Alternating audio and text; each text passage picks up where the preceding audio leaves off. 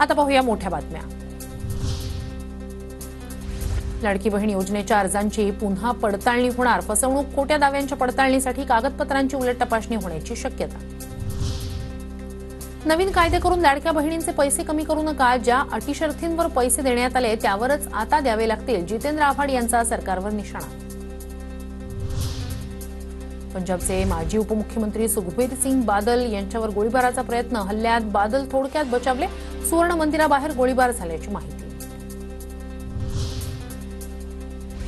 बाबा सिद्दीकींच्या हत्येचा मुख्य सूत्रधार अनमोल बिश्नोई मुंबई पोलिसांची कोर्टात माहिती। या प्रकरणी 8 जणांना 7 डिसेंबरपर्यंत पोलीस कोठडीत, उर्वरित 18 जणांना 2 आठवड्यांची न्यायालयीन कोठडी। जिममध्ये व्यायाम करताना हृदयविकाराच्या झटक्यानं पैलवानाचा मृत्यू। मुळशीच्या माणमधील धक्कादायक घटना।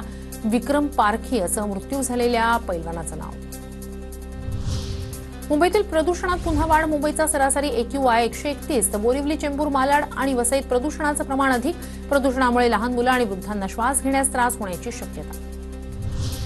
फेंगल चक्रीवादळामुळे पावसाची शक्यता। सांगली, सातारा, लातूर, सोलापूर, कोल्हापूर, रत्नागिरी, सिंधुदुर्ग, धाराशिव, वाशिम, हिंगोली, बीड आणि संभाजीनगर जिल्ह्यांना येलो अलर्ट, तर कोकणात पाऊस आणि वादळाची शक्यता।